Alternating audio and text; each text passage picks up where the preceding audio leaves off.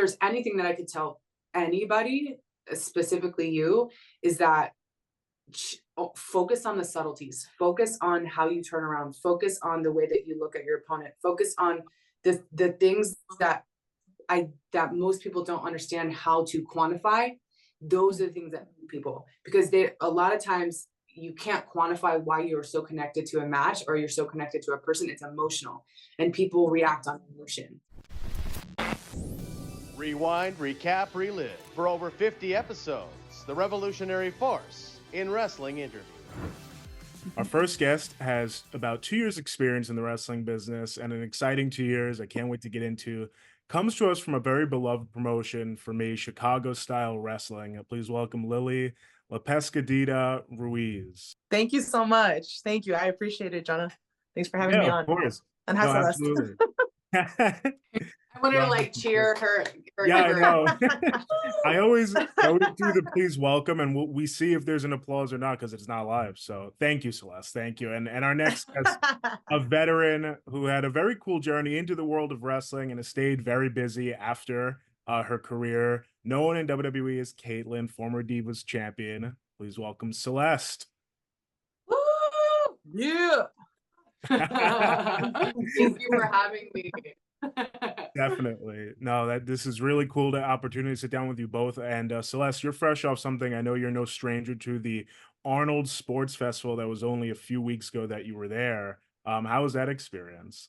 It was awesome. I've been going to the Arnold since I was 18 or 19. So I started competing in figure bodybuilding competitions when I was 19. So I was really, really into the whole fitness scene. And I've always made it a point to attend every year.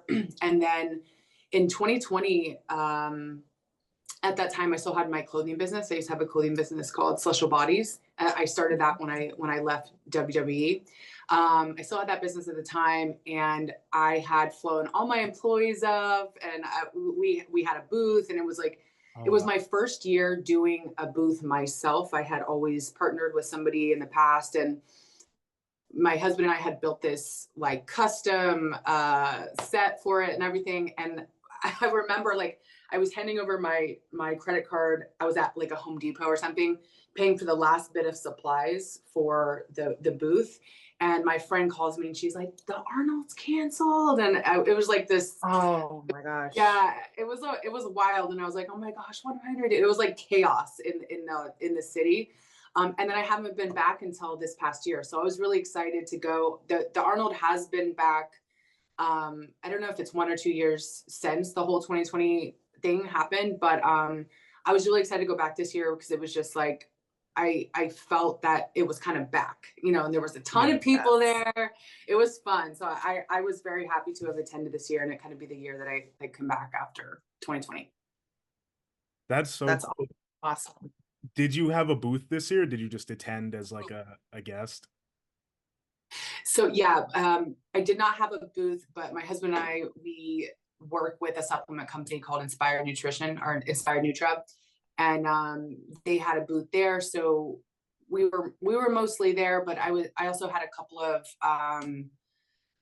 companies that I work with or and have an affiliation with that had booths there. So I was able to kind of bop around and see people. And it was cool to see people that I've known for a long time in the fitness industry too, kind of, doing their own thing and evolving into different stuff. So it was a lot of fun. That's really cool. I got to make my way out to the Arnold. I haven't gone out there ever. I would love to go. I powerlift.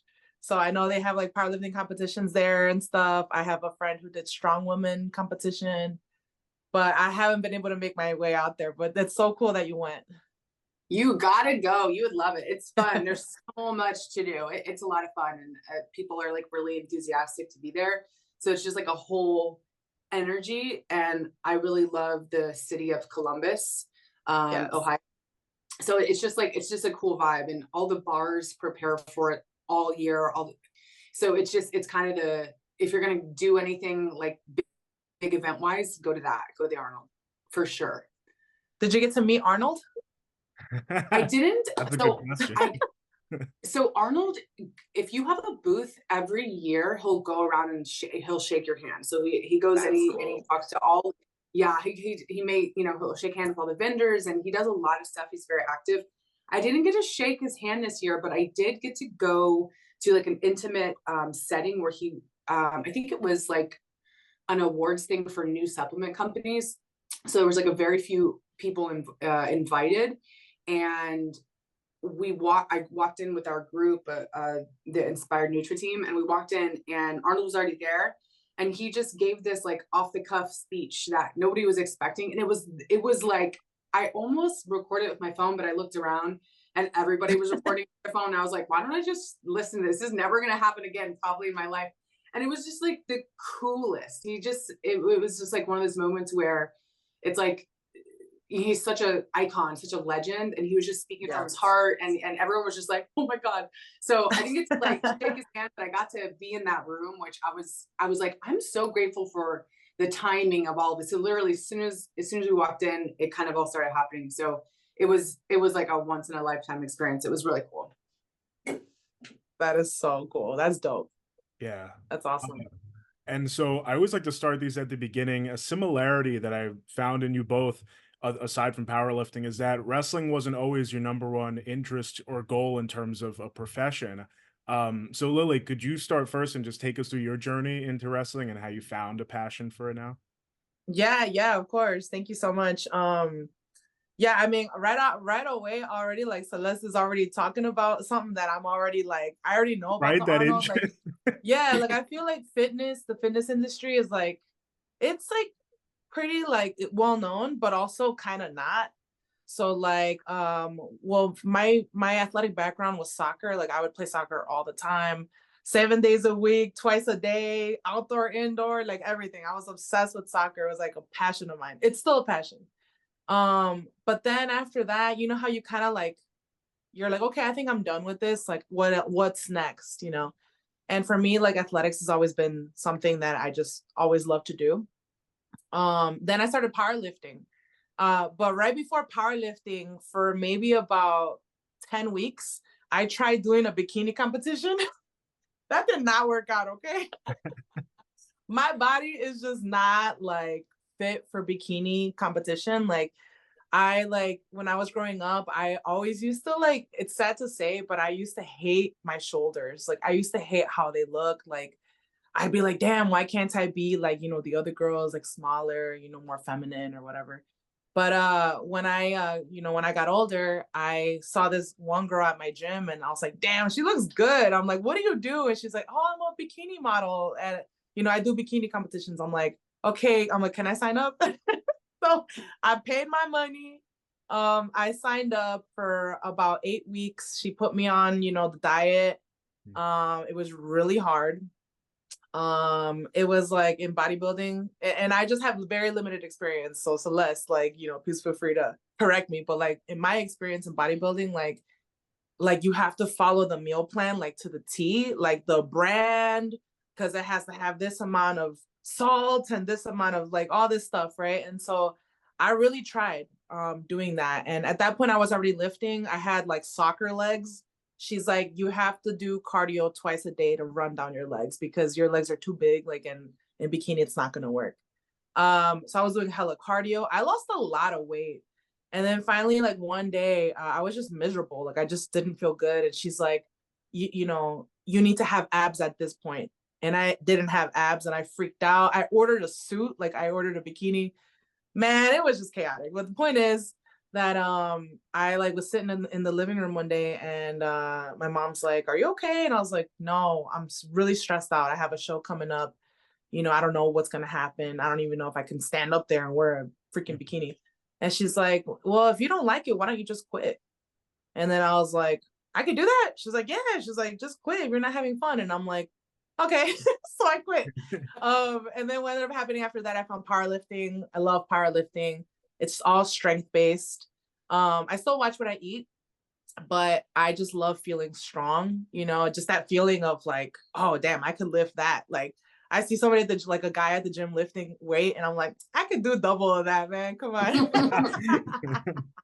But after that, I found pro wrestling. My boyfriend pro wrestles. He's been wrestling for about 9 years now, and I never was interested in it. until one day I saw a Mexican girl wrestling, and I'm like, all right, if she could do it, let me try this. Let me see what I got. So that's how I found pro wrestling. Well, I would, immediately love to get your thoughts on that, Celeste, because the similarities with powerlifting. And also, I know you said wrestling wasn't even on your radar until you got the opportunity to try out. So can you take us through that too? Yeah, I mean, your story resonates so much, and I think it's it's kind of this path that it's very similar to my path. So I find that when you're exceptionally athletic and your physique shows that, you, especially when you're young, you have this it kind of becomes your identity, and you're like, well, everything I do is like, I have to consider my build, and I think especially as a woman. And so not only was I very muscular, I was very athletic, just like you. And I played soccer. Oh shit. That's awesome. I played soccer, and I eventually, I started training in the weight room at age 14. I had a track coach who did fitness competitions, and I was the same thing. It's kind of the same thing. I loved her so much. I looked up to her. She was like my mentor, my idol. Her physique I had never seen anything like that before. I graduated high school in 2005. So this was 2001 or 2002 when, it's not really like social media was around. Really the only place that I could see women that looked like that were in magazines or every once in a while in the gym. And so, especially being really young, she was my coach, I was so drawn to that. I was like, you're so strong. And so she took me under her wing. She started teaching me everything she knew, and she would even train me after school. And it was a very powerful experience for me in terms of having a really positive role model in my life at that time. And but same thing, I always felt very, very out of place in a way, just felt very muscular. And I also had an experience in school, junior high and high school, where I got a lot of attention from boys, like the opposite sex. And so I didn't know really like what my identity was. I felt like kind of this like hybrid, I never really knew anybody else like me, and I didn't know where I fit in. And so I went really hard into athletics. And then when I graduated high school, I got really interested in bodybuilding.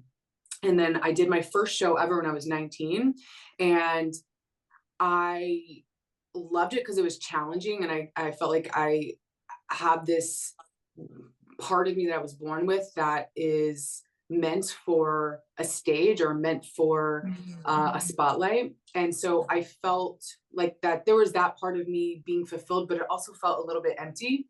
And so I did that for a few years because I was finding some sense of identity with it, and I was having some fun.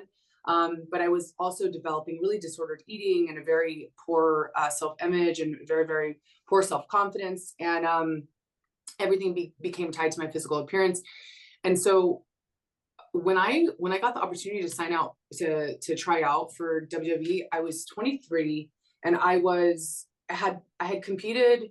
I had like won a local show. I had done a national show. I got invited to go to like the Arnold Amateur to compete, and I placed 5th. And so I had done some really cool stuff, but it wasn't fulfilling, and it actually made me feel more empty.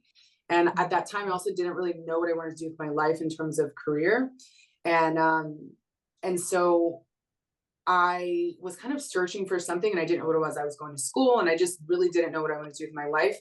And then I met somebody, my best friend and I, we had like a spray tan business together. We had bought the machine, and we were renting this little room out of our local gym, and we'd spray tan people. Some really funny stories. And we met this guy who somehow was in the same, he had a tanning business, and he and my friend had connected. And it turned out that he was in the developmental program for WWE back in the day. And he had never really made it to the main roster, but he was at that time wanting to get a job as a talent recruiter.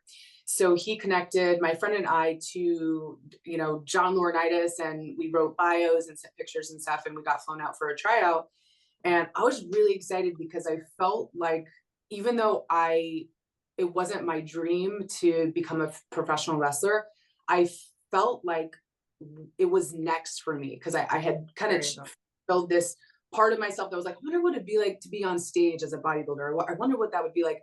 And I felt like I experienced it. And as I experienced it, I noticed that it was missing something in terms of what I was looking for as a type of fulfillment or a challenge in a different type of way. And so I flew out to Tampa for, left Houston with my friend. We flew to Tampa for a 5-day tryout. And it was when the developmental center was in Tampa, not Orlando. And, it's like a 5-day tryout, really grueling. The first day, I learned how to take a bump, probably took 100 bumps. And my friend too, she's one of my best friends to this day. And she's a very tall, beautiful fitness model, really good shape. And she was like, this is not for me. And she left after the first day. And I was like, hell no. Like, I was like, I feel like this is what, I feel like this is this once in a lifetime opportunity for me. And I feel like I have everything it takes, even though I didn't have experience. And it is a really big thing in wrestling where, like, if you don't have experience or you haven't wanted to be a wrestler your whole life, like, for some reason you deserve it less, or you don't deserve to be there as much as others who have wanted it, and I think that's a really big thing in the culture there, which I get and I respect. But I didn't, because of that, I felt like I didn't know how to really be a part of it or allow myself to enjoy it in a different way, in a deeper way. And I also had a lot of self-confidence issues too. So, but in terms of how we have very similar beginnings in the sport, I think that there's a very unique and special type of woman that is very athletically gifted and also utilizes her gifts to build her body and become strong. And also there's this other part that fulfills it, like a creative side of you. And that's what I really felt when I got the opportunity to be a part of it. I was like, this is this more whole, or this full picture that I've been searching for. And I never really knew what it was. And wrestling kind of answered all of the questions I had at that time in terms of what am I meant for, or what should I do with my life? Damn, I feel that 100%. Yeah. I feel you 100%. I honestly, like, there was a time when I felt like guilty also for like wrestling, because I'm like, my parents, they don't like me doing it. To be honest, they like watching it, but they don't want me to do it because they don't want me to get hurt and stuff. And I'm an only child, so of course they're like, but I would be like, damn, like, this wasn't my childhood dream, because I know so many people on the indies, and they're like, this was my dream when I was a kid. Like, I would like sit in front of the TV and watch, WWE and watch like everything, and that wasn't me, And so I did feel that too. Like, I was like, damn, like, should I really be doing this? Like, and then, my parents obviously mean well and stuff, but at the end of the day, it took a minute for me also to be like, no, you know what? I want to do this.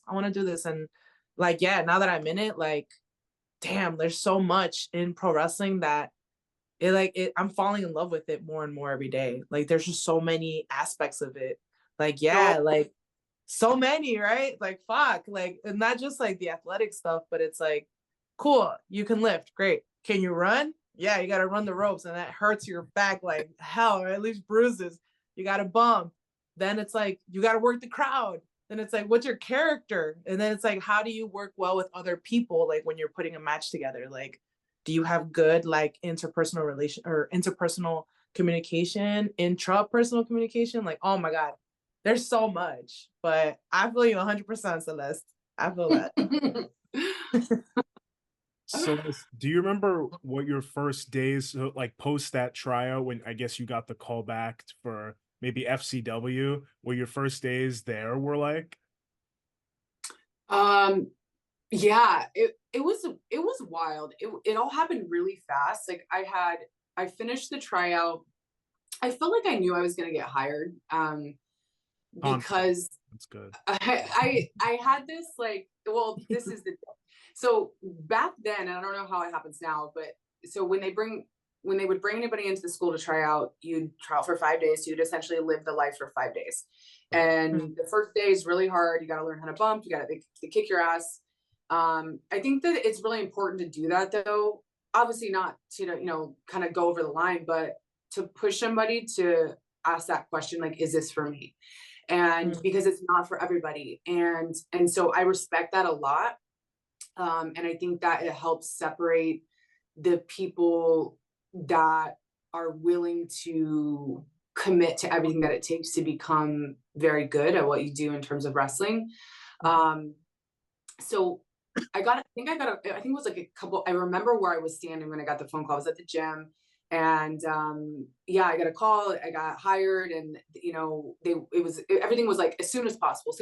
And so I was 23. I was born and raised in Houston. I had never lived anywhere outside of Houston beside, maybe a little bit out on a suburb or something like that, outside of the city. And so I just moved. I was in a relationship at the time. We had a couple dogs together, and I was just like, I got to do this. Like, we had a plan. He was going to get a job there, and move to Florida eventually. And it ended up not working out for us. But I was just like, I discovered that there's this aspect of me that when I become so relentless at something that I decide that I want, and it's not just anything, it's something that like there's a reason that I feel so connected to it. And that's just kind of my mentality. Like I find ways to make things happen for myself, even if like I don't really know how it's going to happen or what it looks like. So I got there, and it was just a lot. It was a lot of new people. I was alone in terms of, I lived alone. I had just moved there. I didn't know anybody there. And it was just a complete, absolute change in my life. And the girls that were there at the time were all really cool. And I was really grateful for that. And they were very welcoming. And it wasn't like the Performance Center. Right. The Performance Center is this like unbelievable training center, state of the art, everything. And at that time, FCW was like 2 practice rings that were like, practice rings. And then like, our 1 ring that we did for shows. And then it was like so small that like, if it was like a show day where we would do shows on Thursdays. And if it was a house show in-house at FCW, if we all try to plug in our curling iron at the same time, all the power would go out. So it was just stuff like that, It's funny. And so I just tried to learn. I just tried to, have a good attitude, become part of it, and learn as much as I could. And at that time, there was like 8 girls total. It was me, and there was another girl that was new. And then there was 6 girls that were there. Was AJ, Oksana, Maxine, Jamie Keys, Naomi, and somebody else, I think. All the girls that were originally on NXT. And so NXT had done 2 seasons already. It was 2 guys. It was NXT at that time was still a reality-based elimination show. And they had done 2 seasons, and it was all male seasons. And so the whole premise was, if you won the show, because it's a reality-based elimination show, you got a spot on the main roster. So everybody that was going up on the show for the last 2 seasons they're all rookies from FCW, and they were all fighting for their opportunity to get a spot on the main roster. So when I got there, it was kind of hush hush, but I eventually found out that the 3rd season of NXT was about to launch, and it was going to be all female season, and it was going to be all the girls that I was there with, except for the other new girl that had just joined the same time I did. And then like a week later, they hired this woman. Her work name was like Aloisa, or I think her real name is Lindsay. She's 6'9". Wow. And so not a build height, like straight up 6'9". Oh my god. She would walk in, but it was like her thing though. Like she would wear heels, and she really played it up. But she would walk into a room, and if you hug her or said hi to her boobs would like sit on your head. Like that's how she was so tall. And she was gonna be like the draw for the show for the all women's season. And it was like this big surprise, and they were really excited to announce it. And then, I was just kind of getting to witness all of it, and how they were shooting all the girls had already shot all their promo stuff, like their why can't I think of it? The Titantron stuff, everything. Mm-hmm. And then a few days before the show was going to debut, at the time it was Raw. The Loop would be live events, Raw on Monday. SmackDown was filmed on Tuesdays, and then NXT was going to be live on Tuesdays on the Sci-Fi Network. So it was going to be televised live. And so it was going to go live on a Tuesday. And so this was probably Friday. I got a phone call from John Laurinaitis, and he was like, all right, you're up, kid. You're going on the road.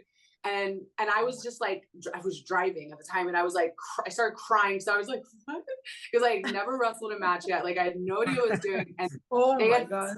They had, WWE at the time was trying to come into a more PG era. And the woman that they were bringing in had done some, I think maybe fetish stuff or something that was not necessarily congruent with where they were going. So they let her go.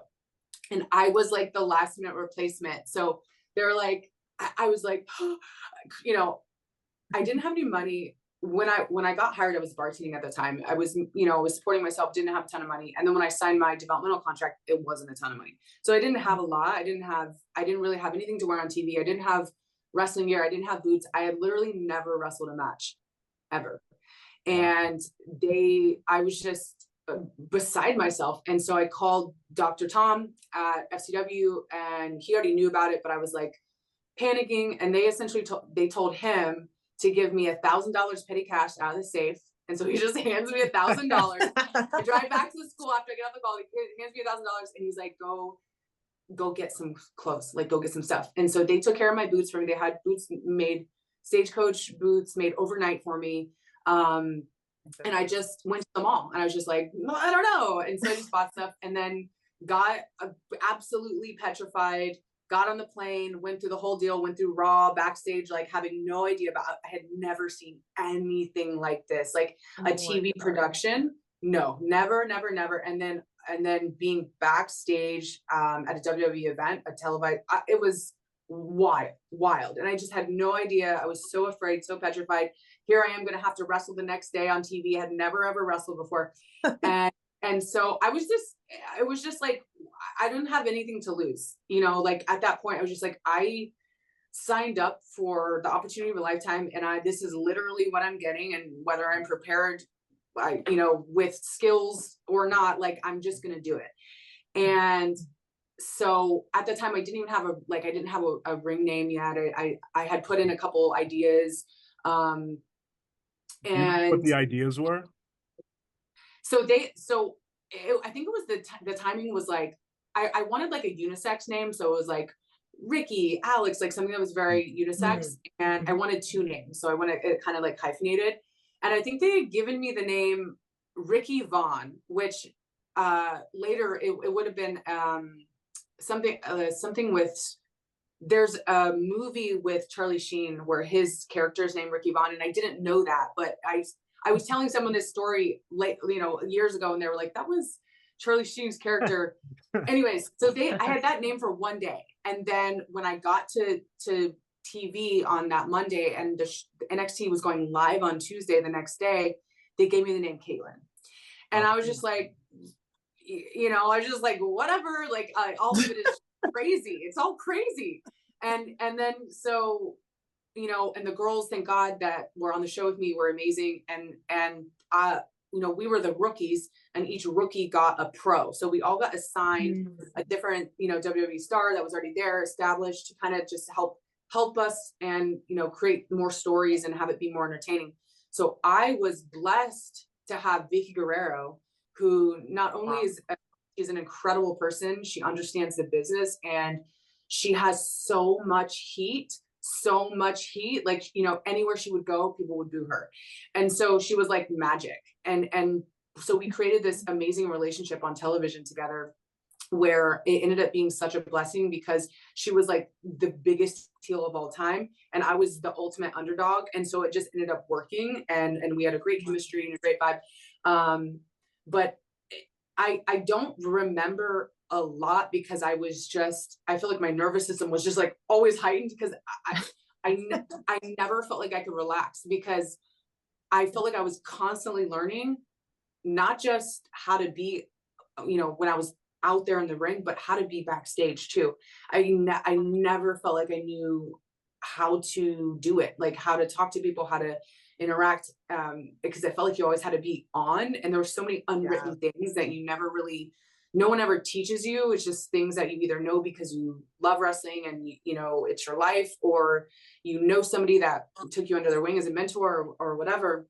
But it was wild. Like thinking back now, I'm 37 now. That was what, 14 years ago.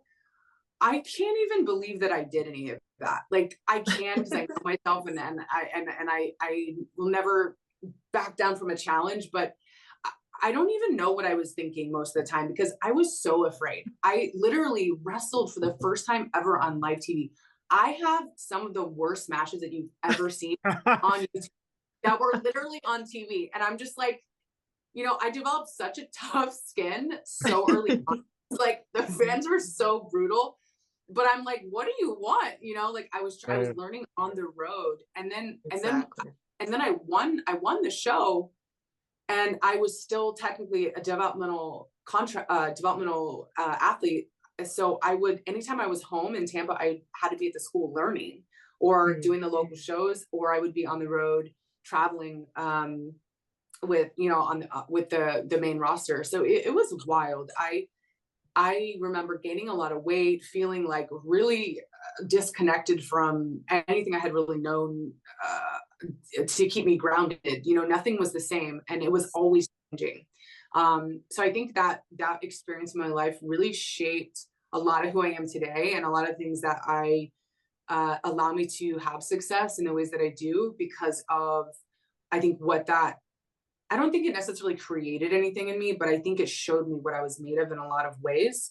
And then it allowed me to see that and realize that about myself, which gave me a lot of confidence later on.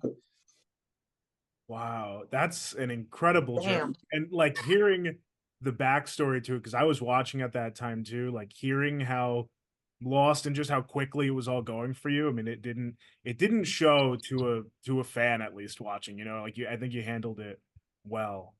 In terms of like on screen, but that's crazy. On the topic of just wrestling for the first time, Lili, you just posted a video, your first match versus your most recent match, and the progress in just 2 years is crazy. I love the intensity in your most recent match. Can you talk to us about that improvement? Oh my God, yeah. I mean, everything that Celeste just said, like I swear to you, man, this is like meant to be, because first off, I appreciate the invitation and you know, the ability to be able to be here with Celeste. Like just hearing everything that you have to say, Celeste, like this is, I don't know, everything is just clicking like in my head. And yeah, Jonah, you're right. Like so I went back in the archives and I found my very first match. It was a practice match at my wrestling school, Chicago Style Wrestling. And yeah, I couldn't even get a headlock on right. Like I was like all awkward, like awkwardly grabbing his head, and everybody was just like, "What the hell is she doing? You're hurting him!" Like, like why can't I get it? Like, why can't I grab this guy's head? Like, what the hell's going on? But from that point, like I watched it the other day, and I was like just cringing the whole time. But mind you, I'm still learning. You know, like I don't think that I'm the best or anything like that. Hell no. Like I'm still learning like as much as I can right now, and I'm enjoying it so much. But just the other day on Friday, we had a big show in Franklin Park at Chicago Style Wrestling, and it's so competitive to get on the card. I'm still trying to get on the card now, like, you know, to debut like a full like singles match, for example. I've been in scrambles and stuff like that. But I got the opportunity to get on the card this last Friday. And it was just such a rush. It's just to be in there with all these people who, you know, I've seen them work so hard, you know, to get there. And like Celeste said, like do all the little things in the background to be a good wrestler, right? Not just wrestle. Like there's just so much more that one has to do to get better. And so to be in there, and I have a little storyline going with this other person. His name is Chris Miller. And basically he's this big guy, like, and he's trying to like screw me out of any opportunity I get. That's the storyline. So he came into the scramble and I smacked him, I picked him up, and I gave him a Samoan drop. So So it was awesome. Like it was definitely a moment. And you know, just looking back at the first match to what it was on Friday, I could see like a big difference in my confidence and the way that I carry myself in the ring, because it is like the stage, right? And it's so scary. Like the first match, it was just a few people there, you know, some of my closest you know, people from my little group that we travel everywhere and stuff. My boyfriend was there, like watching me, and I was scared out of my mind, you know, even in the little practice ring with like 10, like well, not even 10 people watching. Celeste, you did your first match like live in front, like oh my god, like that blows my mind. Like I honestly like, feel like it's harder to wrestle in front of like 5 people than it is 500 people, you know, because it's like you can hear everything. You know, they can like it's so intimate. So I get it. Like I get what you're saying, but I've always found it to be so much more difficult to have a match in front of a very, very small crowd, because so much of what feeds you in the match is the crowd, you know, like is energy of the crowd. And so I feel like it's very, very difficult to do that. And especially when you're new, you don't really have an idea of how to work the crowd, how to connect with them, you know, how to get them involved. And so it just feels like, you know, you're grateful for like one person to start clapping for you, you know, like in the comeback, because you don't know if anyone's going to clap for you when it's 5 people, you know. So it's a whole different piece, but it's the same process that happens. You have this checklist of so many things that aren't yet embodied in you. They're not learned. They're not like wisdom in you yet. You just know them logically. You've been taught logically. And so you try your best to put them together, but it's normal that you have to go one step at a time. You know, it's like, okay, this is next, and then this is next, and then you don't, it's really hard to express the emotion that, you know, when you watch people that are really good at what they do in the ring, it's like, you get so connected to the emotion, and you can understand it watching, but it's really hard to connect to that when you're in the ring, because there's so many other things going on. You don't want to break your own neck. You don't want to break somebody else's neck. You want to make sure cameras are, you know, you want to tell a story, and it's like, you want to be good. You want to learn, you know, you want to, and so it's just so layered. It's so complex. But what I have found is that when you know people, like in general, like if you feel like you know how to connect to people, like if you can be real with people, you can be so good in the ring, even if you're not good at wrestling, you know, like even if you're good at wrestling. It took me so long to understand that. And I only feel like I only now really understand the subtle changes that would have made me so good then, which would be impossible to understand that at that point in my life. And I only understand it now through all of my life experience. But I think that when it comes to wrestling, what really sets people apart, and not even necessarily in terms of skill, but it's the subtleties and the confidence that is involved in how you express the subtleties. Because to me, it's like when you can see, even if it's for like 1 second or 2 seconds, when you can see moments of like eye contact or an expression that really makes you feel something, it can make them match, or it can tie everything together, or it can make a story make sense, or it can make somebody hate you or love you, or, you know. So I think when you can take a step back and realize that, when you can relax a little bit around the technicalities and the placement and remembering the match, it allows you to be involved in the story and to tell the story actively as you're going. And I, again, like, I wish I knew these things then, but I would be so focused on the moves and executing them right, because I was afraid to do the moves. I didn't want to hurt myself. I didn't want to hurt somebody else. God forbid I hurt somebody else. And I didn't have any confidence, and I didn't have any flair. Like, I always felt like I was really awkward in my body.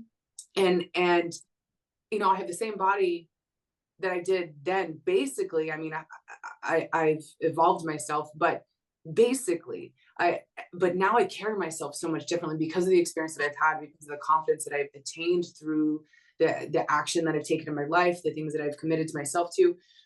So if there's anything that I could tell anybody, specifically you, is that focus on the subtleties, focus on how you turn around, focus on the way that you look at your opponent, focus on the things that most people don't understand how to quantify.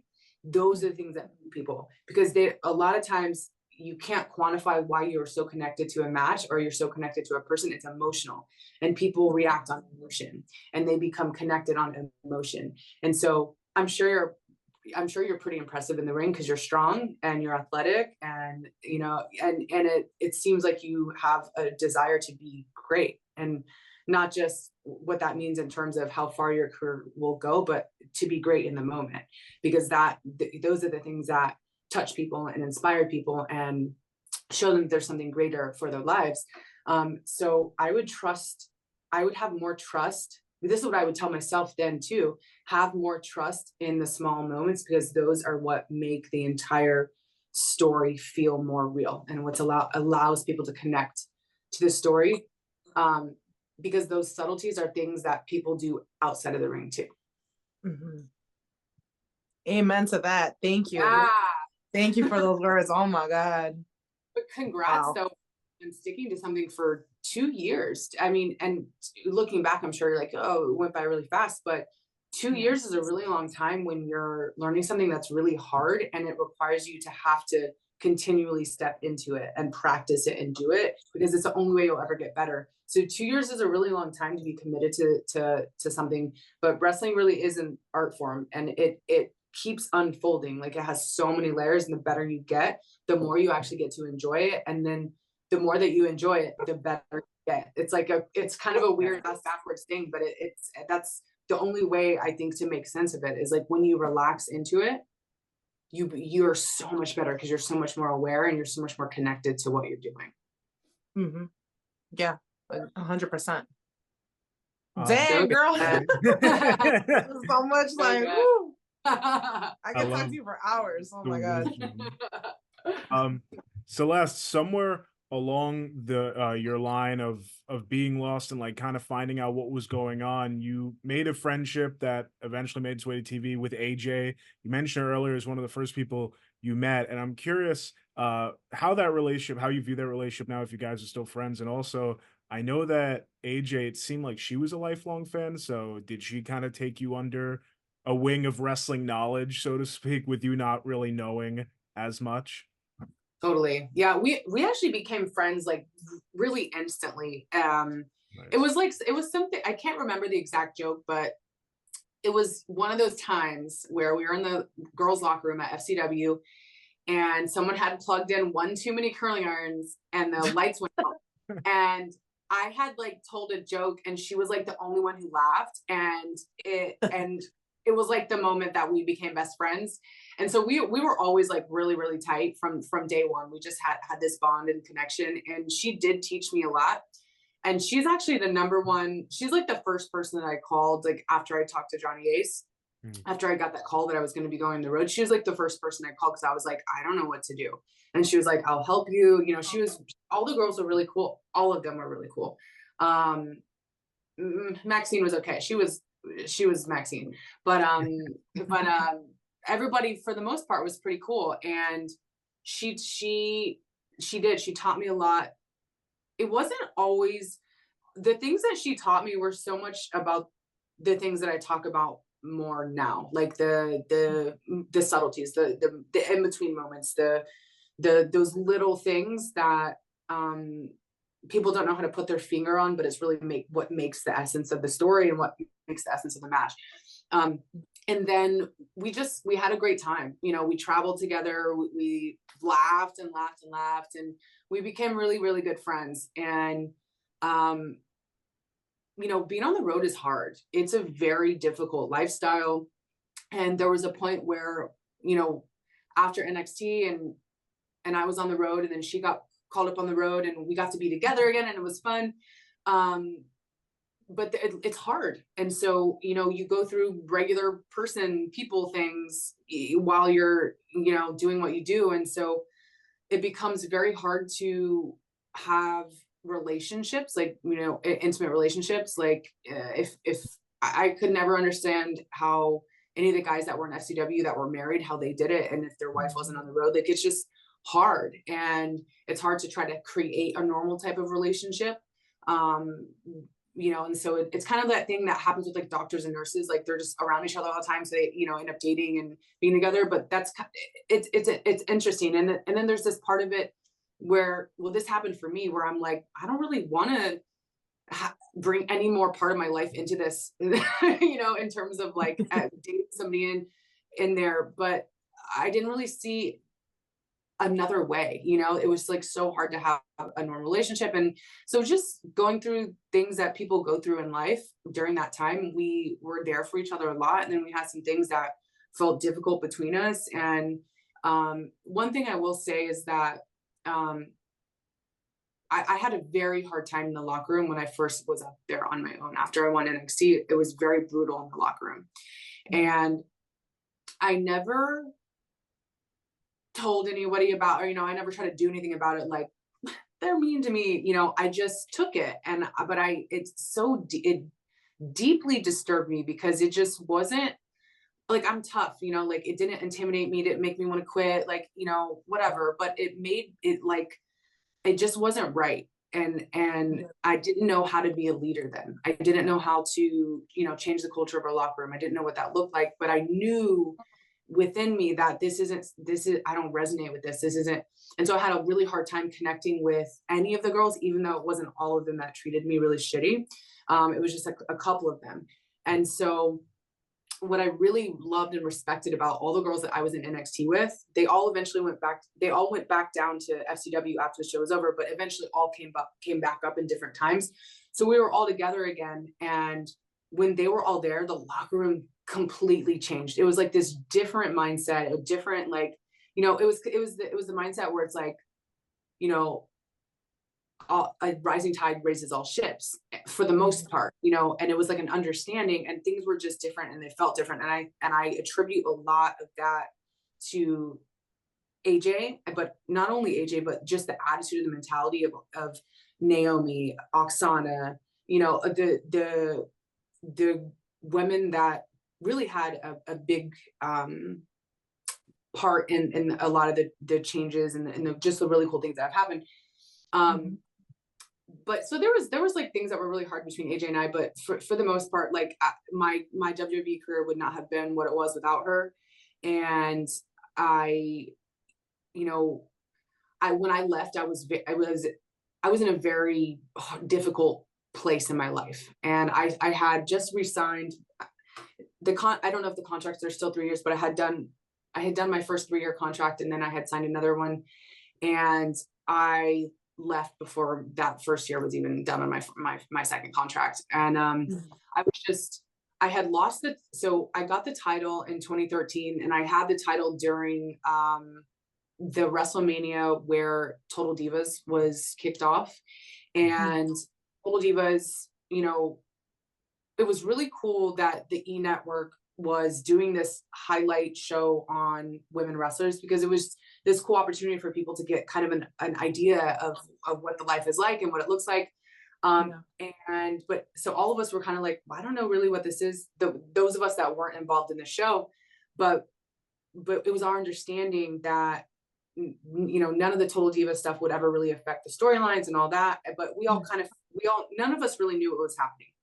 And so when I wasn't a part of that, and I didn't, you know, I didn't have a really strong title run, and I was just felt a little bit lost, and I was just dealing with a lot of stuff in my personal life, like just, you know, a lot of it was just like pain that I had from my childhood, like all of us have. And I was just learning how to navigate and process life while dealing with that pain and, you know, some of the beliefs that I had and some of the things that I felt held me back. And I didn't, after I lost the title, you know, the title match that I had with AJ, where I lost the title in Chicago, one of my absolute most favorite match I've ever had of all time. And it was that way because of what we had and our friendship, everything that we had gone through, the highs and the lows, and the things that we both experienced. in our lives, and just every aspect of our friendship was layered into that match, and it meant everything for both of us. And so after that match, it wasn't that I didn't have the title anymore, but I didn't have the title anymore. And I kind of I lost this one little shred of like identity that I did have. And I was just very lost. And so there was all this stuff going on with Total Divas. And then, you know, I didn't have the title anymore. And AJ was, you know, building a empire with everything she was doing. And so I felt very alone. And I you know, I had thoughts that maybe I'm going to get fired or whatever. And so, I left, and I left very quietly. I asked for my release, and then they told me to sleep on it. And I came to TV the next day, and I still felt the same. And then I didn't really tell anybody besides a few people, because I didn't know what to say. I didn't know how to say it, and I didn't want the attention. And I just didn't know what, you know, I just thought that would be the next move for me based on how I was feeling in my experience. And AJ was really sad, and so was I, because I knew it meant that we weren't really going to see each other that much anymore. And then we've always stayed connected over the years, you know, even if it's just like a text message or whatever. But I did get to go out and see her in Chicago a few times, and I went to Phil's second UFC match, and so I was there backstage with her. And so we've got to do a lot of really cool life moments together, and there's, you know, nothing that could ever replace what we had and what it was. And I do attribute so much of my success to our friendship. So she's incredible. She really is. She has been so determined since day one that she was going to be, you know, the champion, and she did it. And it's really incredible to have watched that journey and to have been a part of it too. That's awesome to hear, really. And as a fan who I was really growing up, I feel, during when AJ's reign started, like early teenage years, and I've always felt that she really rang in that the whole women's evolution. It came in like strides through generations, but AJ was certainly like a pivotal point, I always felt. So it's cool to say that. Yeah. Totally. On the topic of on the topic of winning championships, Lili, you captured the Northland Women's Championship, and I heard you say that the trust that went into them putting that the trust they put into you for that meant so much to you. Can you talk about that? Yeah. I have something in my head right now about AJ that I wanted to say. I met AJ in Chicago at DePaul. I went to school at DePaul University, and I used to be a TA, a teaching assistant for my professor. And my professor she has a media company, so she does like podcasts where she interviews, you know, folks. And it's on one of the episodes she interviewed AJ. And she invited her to the school, and she said, hey, this was a few years ago, like in 2017. And she said, hey, I'm going to have somebody come, and she's a wrestler. And then I said, oh, okay. I'm like, who is it? And then she said, oh, it's AJ or April. And I'm like, April? She's like, yeah. And then I was like, okay. And she's like, yeah, she's a wrestler. And then when she said AJ Lee, and I was like, huh? I'm like, excuse me? So it's funny because that day after she came to the class and stuff, and then that day afterwards, I was like fangirling. And then I said, can I take you out for coffee? And then we went to Starbucks, and she bought me a fucking coffee, and she sat down with me, and we talked for like an hour. And like, I was like, wow, this is crazy. Cause you know, like people like AJ, people like Celeste, like the fact that you guys give us like time to conversate, and I don't know, it just means so much. So I just wanted to put that out there, that it's awesome. Again, I'm just so happy to be here. Okay, anyways, Northland. That's an awesome story. Yeah, it's there's a lot of cool little circle moments here. It's Northland Championship. Yeah, that was that was really cool because the Northland promotion runs kind of like by my hometown. It's like 20 minutes away. So a lot of people that I, invited to come to the shows and stuff, like they're all like, friends and family, mainly friends, because I, only have my parents here with me in this area of the northwest suburbs of Chicago. And a lot of these people have never been to a wrestling show. That's just kind of how it is, and with my boyfriend Victor, Victor wrestles in that area, he's always invited his friends, but then after a while, sometimes friends are like, I'm not really into that. So, they don't go, or they start talking shit. It happens, with anything that like anybody does, right? Yeah. But for this show, I remember it was announced that I was gonna have my first match. So unlike Celeste, it was the day before, I had maybe like a month to like process that I was gonna have a first match, and I was like, oh my god, like I choreographed everything with my partner. I memorized everything. So that made it easy. It was like a 10-minute match, I think. But it was so fun. It was great. My partner is awesome. Her name is Kayla. And like just being able to have that first match with her, like she had so much patience with me, and she's injured right now, unfortunately. But when I went out there to wrestle her, I just remember feeling I was nervous as hell. And like I don't know, like I've done like things like in front of people before. Like I sing in church with my dad and stuff. So like I have sang in front of people, and I get nervous, but this was like a different kind of nervous. It was like holy shit, what am I about to do right now? Like, am I really about to go do that, like in that ring? And I remember that night was a packed house. We had like, I think 250 people there in a smaller venue. So it was packed. And I invited like everybody and their mama, like everybody that I knew. And I'm like, bring the kids, bring it, just come watch.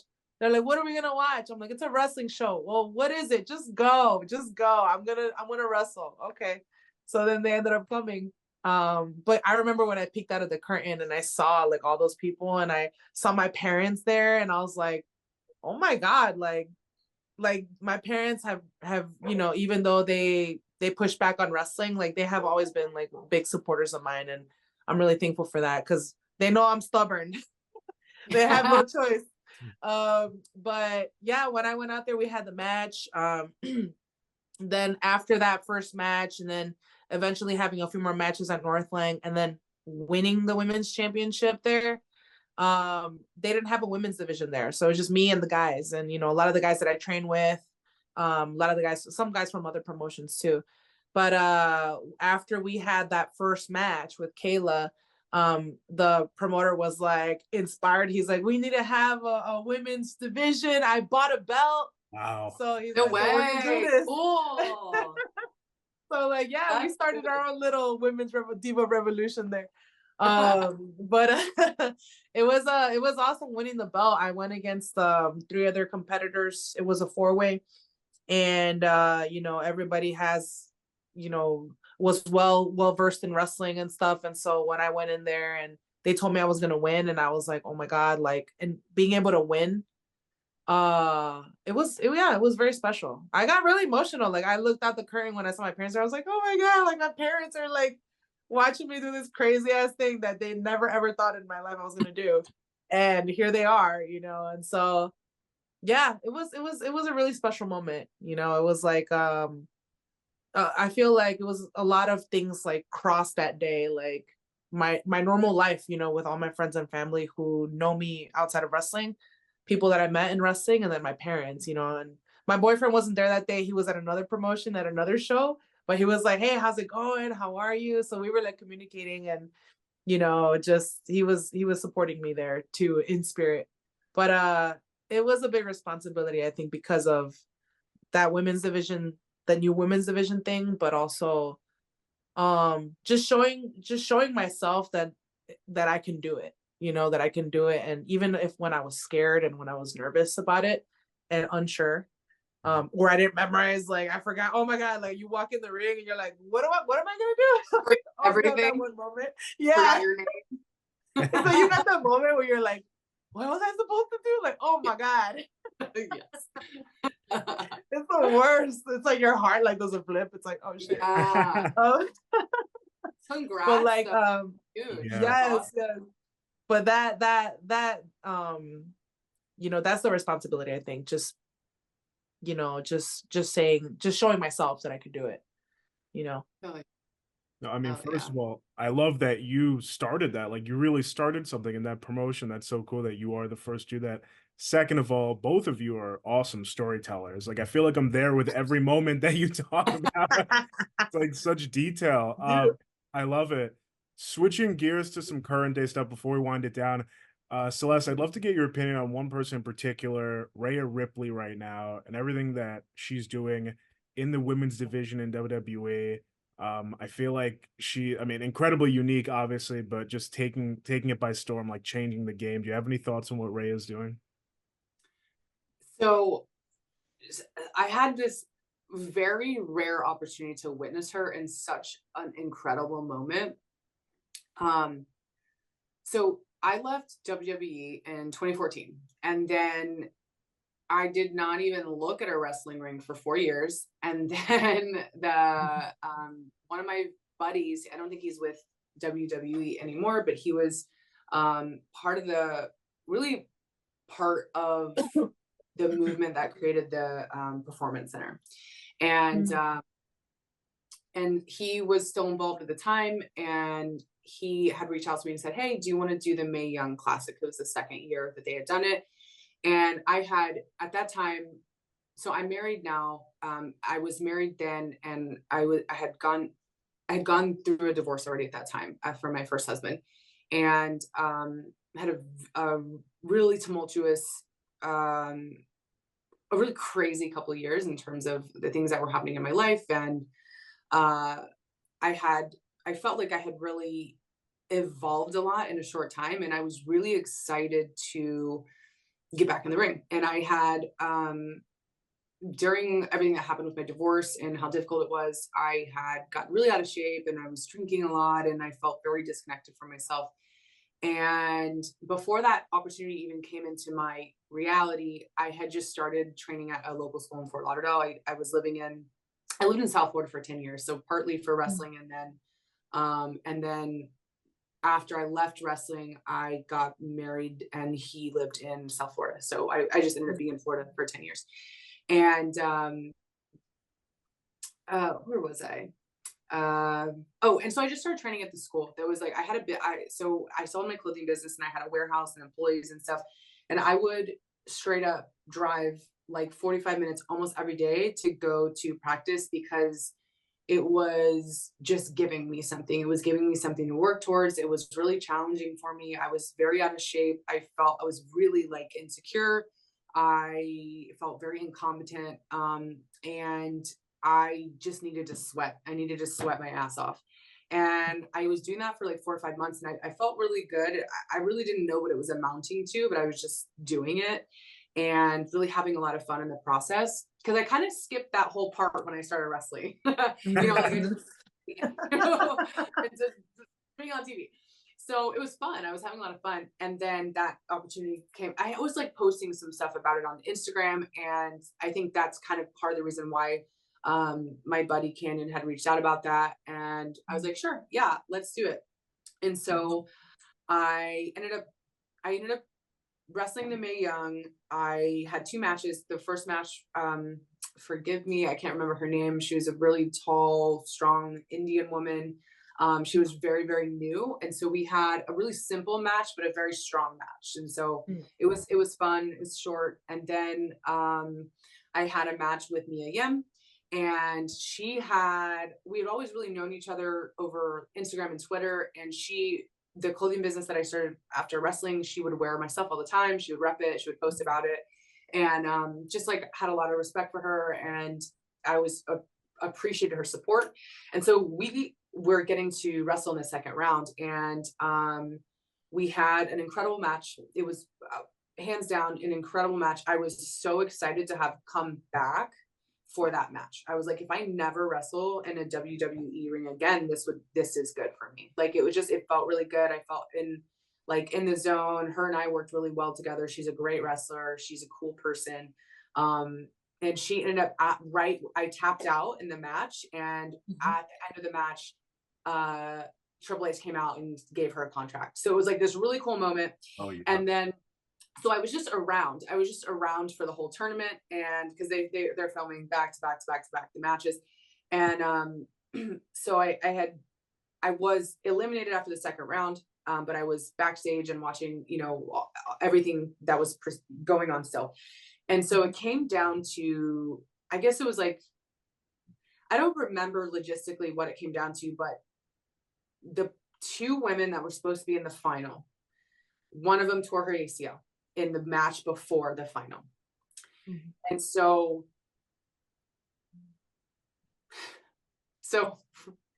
Rhea had just wrestled a match. I think she had actually just wrestled this girl that got hurt or something, or she had just wrestled.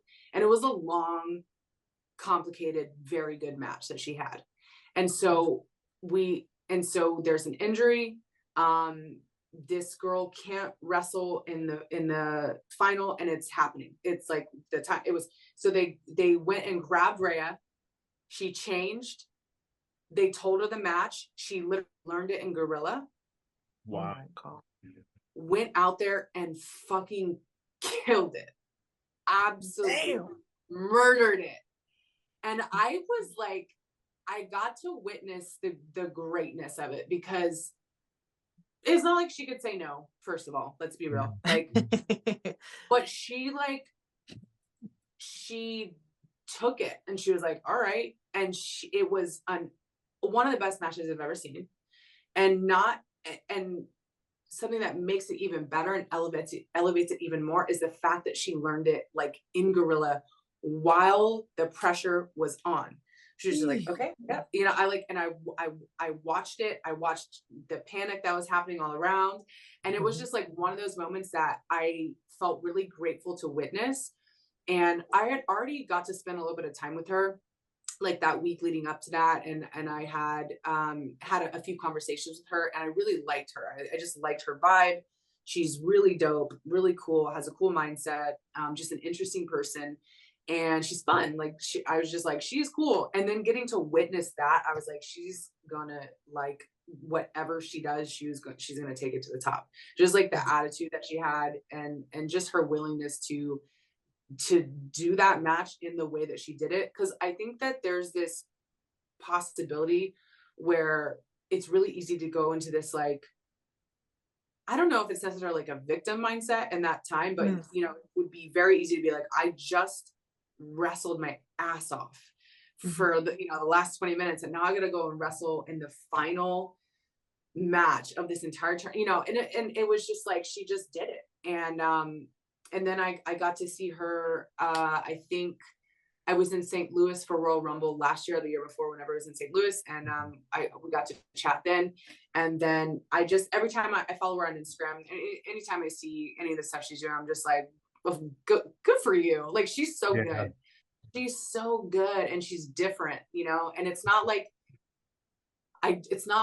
she's different because I know her style is kind of out there, but it's not even that. It's just her, like she could have a super simple style and I would still be like, she's just different. She has this quality that she's just a star. And it's not because I think everybody is born with the ability to become a star, but it's very dependent on your environment and what you have inside of you. Like, are you willing to put in the work? Are you willing to sacrifice other things for greatness? And then I think that if you attach that at a young age, you can grow that, and it becomes a part of who you are. And I think that she has a very strong sense of commitment to her own greatness, no matter what that looks like. And I think that is a quality that so many people would love to have and would love to be able to understand what that is and how to do it. But she does it really well. So I'm a huge fan of hers. Huge fan. Mm-hmm. What a Me cool too. I love mommy. Here on that side. Oh yeah, yeah. I mean, who doesn't? Honestly, like taking over. Who doesn't? Lili, your thoughts on the current women's division, whether it be in WWE or just the wrestling world in general? It's just flourishing right now, I feel. And is there anything that you're studying really their matches more than others? Yeah. Yes, I feel the same way about Rhea, and I mean, definitely about the athleticism that she brings. But like, yeah, I feel like the athleticism in general in wrestling has just been elevated like crazy. It's like, I think I heard somewhere in a podcast that someone was like, oh yeah, now they do lock up super kick, like lock up, 450. Like, it's not like, it's like way like, crazy styles. But yeah, I enjoy watching the NXT women. I love the WWE women. I love the NXT women though. Like, I just feel like in general, like they're fighting, they're grinding because they're trying to make it, they have like that goal to make it to the next round, right? To the next level. But I love it. I love seeing those matches. I saw Sol Ruka come back. Oh, my light just died. Had a little light, now it just died. Oh well. I saw Sol Ruka come back from a ACL injury, and I think that's awesome. Like, that's incredible. Like, anytime I see athletes come back from an injury, like, that is so inspiring, because I mean, shit, when you get injured, you think it's over, like it's done, like, oh my God, now what? Like, there's so many negative thoughts that go into your head, and if you're not surrounded by the right people, the right environment, like, that could really get to you. That could really mess with you, And so the fact that I just saw her come back the other day, and I was like, damn, like, she's out there, she's killing it. I love the Impact women, the TNA Impact women, like Jordan Grace, like Masha Slamovich. That's one of my dream matches with Masha Slamovich. She is like a freaking beast, and like, I met her a few times, and I'm like, damn, like, it's so funny because like when you meet people, especially the women wrestlers on TV, they look big, like tall, but when you meet them, it's like, oh, you're like my height. Like, what the hell? Yeah, they're little. I'm like, oh my goodness, like, I'm taller than you. This is cool. I mean, I'm 5'2", but like, still, I'm like, God damn, like, these girls are my height, And so, except for Rhea or Charlotte. She and Shayna Baszler are about to kill at WrestleMania week. That's oh my God, I love that. yes. the mesh, different companies, whatever. That's gonna be really cool. Yes, I'm excited for that. I'm definitely excited for that. The NWA women, like, that's another roster that I just I love. Like, I had the opportunity and the honor. NWA is doing like territories now, and they came to Chicago, and I had the blessing to be on the show. I wrestled the champ, Kenzie Page, and so I was, oh my God, I was fucking scared. So nervous when that happened. But to step in a ring with somebody like her, like, who, obviously she has years experience, and just that leadership quality and the star power that she has, like, she really like guided me through, and made me look like good.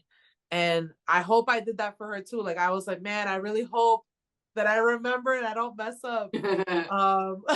But just like you said, Jonah, like, I feel like wrestling right now is just so hot. Like, it's just such a good time to be in it. And it just worked out like that for me, being in it for 2 years. But like, yeah, just inspired by all the women on the scene, women and men, but especially the women. Like, man, like, there's been so many banger matches that have been up like everywhere, and the indies too, like, where it's just, you see the passion and you see, the hard work that people have been putting into it, and to be able to be in this at this time is pretty damn cool. Oh yeah. And Lili, final question for you. It's been awesome hearing just like a glimpse into your career, and I love to see where you're headed. What are some future goals for you, like long-term or short-term, that we should be on the lookout? Oh my gosh. Well, I want to be signed, of course. Definitely, yeah. I would love to be signed. I'd love to be able to tell a story like Celeste, where I'm like, yeah, shit, I got signed, and boom, they put me in a match, and look at me now. No, I definitely would love to be signed. Of course, that's the dream, right? That's just the big dream, and I'd love to have good ass matches with some good ass fucking women. That's what I want. And some good ass wrestlers in general. Like, I want to be able to say, like, I want to have that moment where I have a banger match, and like, there's a good crowd, there's a good house, and where I can honestly walk away and be like fucking sweaty and be tired and be all like sore and beat up, but like I can say like, damn, like I know that match, like it worked out how it was supposed to. Maybe it wasn't perfect, but I knew I gave it my all and the other person gave it their all and we killed it. Like I want to have that feeling on the big stage. That's I would say that's like a big dream, big goal of mine to be able to do that. But yeah, I just want to, I think like another major thing is I want to connect, and I want to connect with, with my Latinas, with my little Mexican girls out there, like, hey, like, you know what, like, like our parents, like, in our culture, it's a super like, oh, like, don't do that, you're gonna get hurt, like, what about kids, X, Y, and Z, right? But just to be able to be in it and see all those little girls out there, like, cheering, and like seeing that they can do it too, I think is really, really cool, and like somebody like Celeste, like who has that background in bodybuilding and all the athletic stuff that you've ever done, and now like seeing like your career and stuff up to this point and everything that you're doing now outside of wrestling, that shit is cool, and that shit like has an impression, and I would love to be able to do that for one person in my life. So that's the dream. That's amazing. Yeah. Yes, really. And good luck with those goals. Absolutely. Celeste, Lili just mentioned it. You've been going down a lot of really cool avenues after your wrestling career. I feel like you've really dialed in on fitness too, and almost like that influencer type, your Instagram, like people should definitely go check it out. It's all there. Can you speak to that a little bit and what we can expect for your future? Sure. Yeah. Look, first of all, thank you for all the kind words, and this has been such a fun time for me. This is it's such a cool concept, and this is a great match too, Thank you. a great matchup of people. So, so in 2021, I closed my clothing business, Celestial Bodies, which is my endeavor after wrestling, and I opened a coaching business with my husband. So this year we have, we used to do most of our coaching together, do executive coaching, lifestyle coaching. We used to work with people in group capacities and individuals. And, we have both created, our own thing, this year.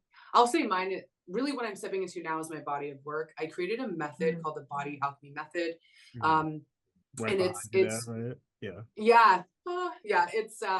It's really it's life transformation through movement, and I have been blessed with the opportunity to learn a movement system over the past few years that is designed to engage and release the fascia in the body, which is your fascia is connective tissue that literally covers and holds every muscle, bone, nerve fiber.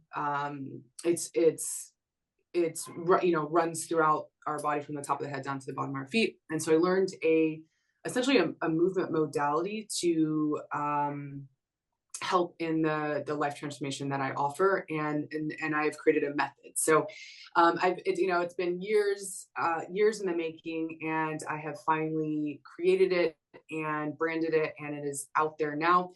And I just started I just kicked off my 10-month program a few weeks ago, and I'm still enrolling people for the next few months.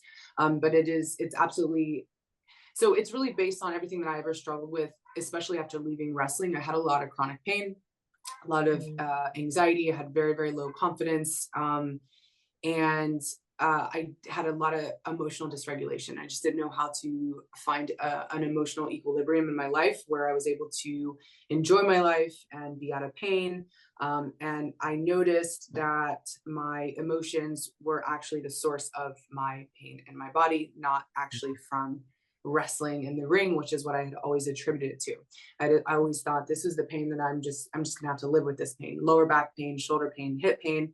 And when I started to work on myself, over the past 5, 6, 7 years, I realized that I was extremely imbalanced in my emotional body and the way that I processed. pain and trauma. And so through all of the work that I've done, and I've worked with a lot of coaches, mentors, healers, I've learned a lot of education. And through all of that, I have built the Body Alchemy method. So a doable method for people to get out of pain, to become more present, more embodied in their lives, and to reach success, pursue their dreams. So it's very, very fulfilling work. It, like I said, it's my body of work. It's my life's work. And really everything that I learned and became from my wrestling career has 100% got me to where I'm at now. Just everything that I learned about myself, all the things that I struggled with, the experience I had, getting to travel the world. I can't really, there's nothing else I would have wanted other than that, and at that point of my life. And so I'm really grateful. And to get to do stuff like this too, to be able to see, and learn about you and speak to you and have this wonderful space and such a great concept and idea to really talk about the deeper parts of wrestling and how they can really define you and develop you as a person, and the lessons that can really continue teaching you lifelong, that you carry with you. And I understand, I didn't understand then, but I understand now why wrestling is so special for so many people. I didn't have that connection in the beginning. And the more that I understood myself over the past few years, I really started to understand people on a different level. And now, full circle, I have such a more expansive appreciation and love for wrestling and the art form that it is, and for how it connects people all over the world, and just the whole movement of it. So so Body Alchemy method, that's what I'm doing now. Like Jonah said, it's all over my Instagram. And a lot of people ask me if I'm done wrestling or if I'll ever wrestle again. I always say you never know. But I will say it'll probably be hard to get me in a wrestling ring. But I do have such a love for wrestling. So you never know. So same answer. It always just happens. Can I wrestle you? Can I wrestle you? Dibs. Yeah, that would be awesome. You're great. Maybe a Royal Rumble moment. Who knows? That's awesome. Totally. Yes. Everyone should check out the Body Alchemy method though, for sure. And no better way to end on than that. Thank you both so much for sticking around here. This was really fun for me too. And I'm glad that you enjoyed the concept and so many similarities. Yeah, like that's awesome when it works out like that. So thank you. Yes. Yeah. Thank you so much. Yeah, thank you. Thank you for your time, both of you. Rewind, recap, relive. For over 50 episodes, the revolutionary force in wrestling interview.